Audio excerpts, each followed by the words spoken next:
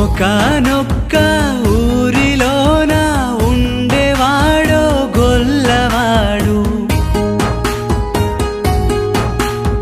పొద్దున్నే ఆవులతోటి వెళతాడు కంచెలోకి. గంగ గౌరీ పార్వతంటూ ముద్దు పేర్లతో పిలుస్తాడు. చెట్టు కింద కూర్చొని వేణువూది పిలుస్తాడు. పిలుపు విని వచ్చిన ఆవుల పొదుగులోని పాలు పితికెను. సత్యమే భగవంతుడన్న పుణ్యకోటి కదలి.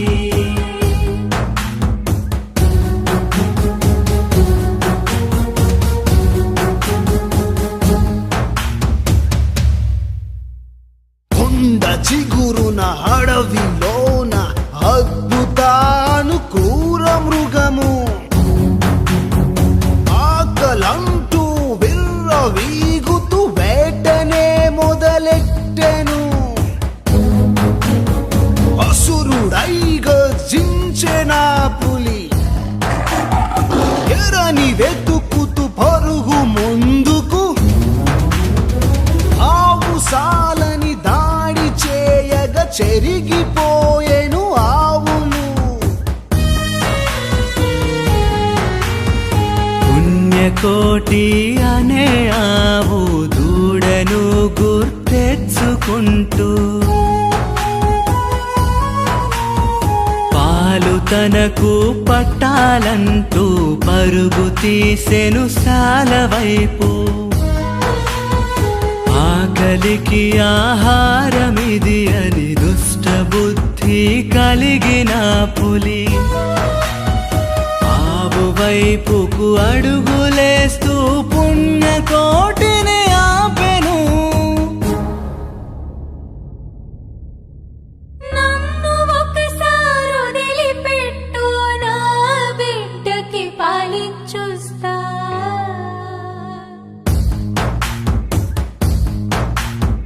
నిన్ను వదిలితే మళ్ళీ రావని గర్జించింది ఆ పులి. తెల్ల తోలును చీల్చివేస్తా, ఆకలంతా తీర్చుకుంటా. అసుర ఘోషతో ఘోర చూపుతో రంకెలేసెను ఆ పులి. సత్యమే నా తల్లి తండ్రి, సత్యమే నా బంధుమిత్రులు. సత్య మాటను తప్పి ఉంటే మెచ్చడు ఆ దేవుడు, మెచ్చడు ఆ దేవుడు.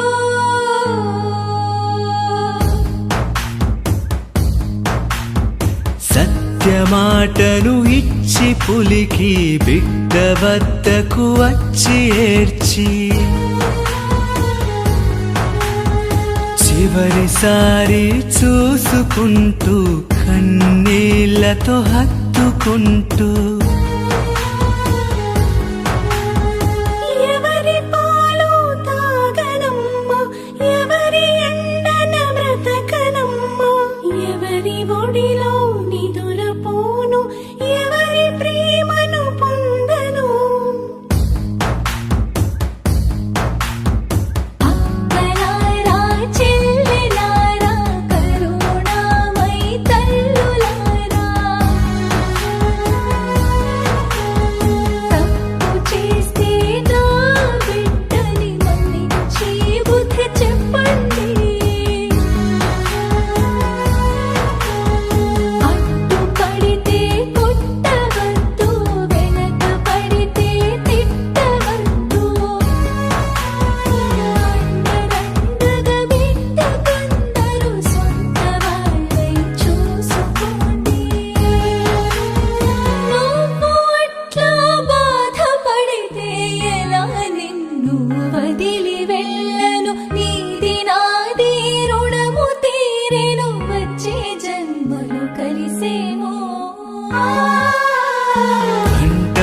తడితో బిడ్డనొదిలి చావు వైపుకు అడుగులేసి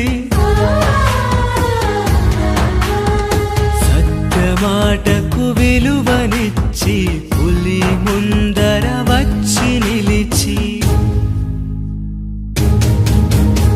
కండ ఇదిగో మాంసమిదిగో గుండె నిండా రక్తమిదిగో నిన్ను నే సంతృప్తి పరుచా నన్ను నేనర్పిస్తూ ఉన్నా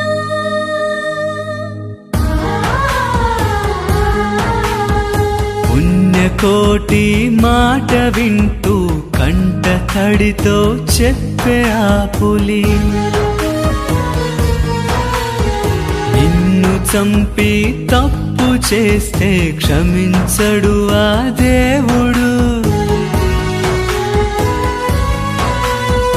తోడబుట్టని అక్క నీవు నిన్ను చంపుట తగదు నాకు అన్న ఆ పులి కొండ దూకి తన ప్రాణ